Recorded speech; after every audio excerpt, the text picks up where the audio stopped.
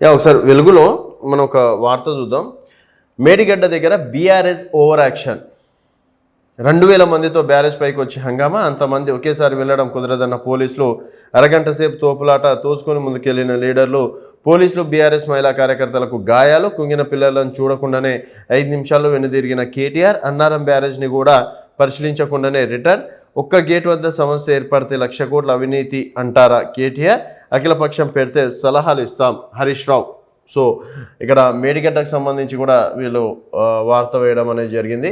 తర్వాత ఇక్కడ కాళేశ్వరం అప్పులన్నీ కేసీఆర్ కేటీఆర్ ఎత్తి కట్టాలి, ప్రజలపై 1,00,000 కోట్ల భారం మోపారు, ప్రాజెక్టులకు అన్ని అనుమతులు లేకున్నా బీజేపీ అండతోనే లోన్లు వచ్చాయి, విజిలెన్స్ నివేదికన ఆధారంగా బాధ్యులపై చర్యలు తీసుకుంటాం, ఎల్లాండ్ టీసీకి 400 కోట్ల బిల్లులు ఆపినాం, మేడిగడ్డను బొందలగడ్డ అన్నోలో ఇప్పుడు అక్కడికి ఎందుకు వెళ్ళినట్టు, బ్యారేజ్ కుంగుబాటుపై ప్రజలకు బీఆర్ఎస్ నేతలు క్షమాపణ చెప్పాలని చెప్పేసి కూడా ఉత్తమ్ కుమార్ రెడ్డి ఇక్కడ డిమాండ్ చేశారు అని చెప్పేసి కూడా చెప్పుకోవచ్చు. కేసీఆర్ అన్నీ అబద్ధాలే.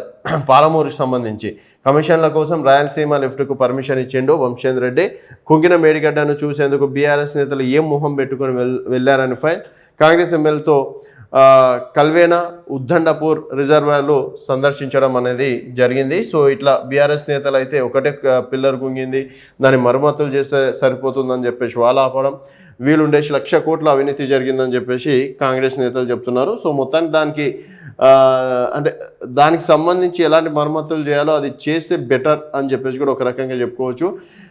తర్వాత హెచ్ఎండిఏ పరిధిలో ఇక ఒకే కార్పొరేషన్, 7 కార్పొరేషన్లు, 30 మున్సిపాలిటీలు, గ్రేటర్ హైదరాబాద్లో విలీనం, లేదంటే ఈస్ట్ వెస్ట్ నార్త్ సౌత్ పేరుతో 4 కార్పొరేషన్లు ప్రతిపాదకను సిద్ధం చేయాలని మున్సిపల్ శాఖ ప్రభుత్వం ఆదేశం, సమాన జనాభా ఉండేలా డివిజన్లు పునర్విభజన, పాలక వర్గాల్లో పదవీకాలం ముగిసిన తర్వాతనే విలీన ప్రక్రియ, గ్రేటర్ సిటీని సమాన రీతిలో అభివృద్ధి చేసేందుకే సర్కార్ నిర్ణయం అని చెప్పేసి కూడా చెప్పడం.